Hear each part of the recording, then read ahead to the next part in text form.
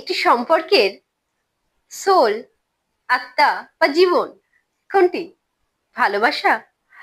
আমার কিন্তু ঠিকটা মনে হয় না। সম্পর্কে যদি একটু আধটু ভালোবাসা কম বা বেশি হয়, তা সম্পর্কের উপর বিশেষ কিছু প্রভাব ফেলে না। তবে কোনটি? সম্মান, ভরসা, বিশ্বাস, যা ছাড়া সম্পর্ক এক পাও চলতে পারে না। সম্মান এতটা থাকুক কোনো সম্পর্কে যে সব থেকে খারাপ কথোপকথনের সময়ও সম্পর্কের মান যেন অক্ষুণ্ণ থাকে। আমার আত্মসম্মান যতটা প্রিয়, আমার সামনের মানুষটির আত্মসম্মানও যেন আমার কাছে ঠিক ততটাই প্রিয় থাকে।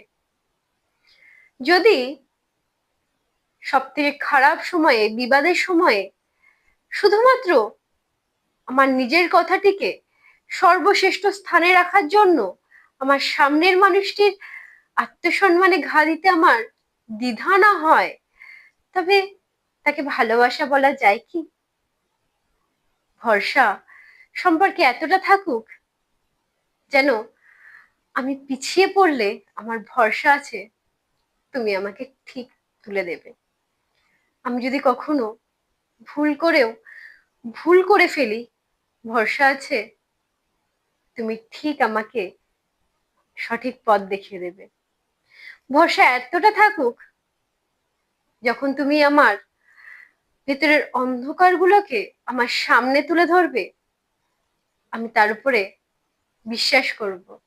আমার অন্ধকারগুলোকে তোমার উপরে বিশ্বাস করে অ্যাকসেপ্ট করতে পারবো।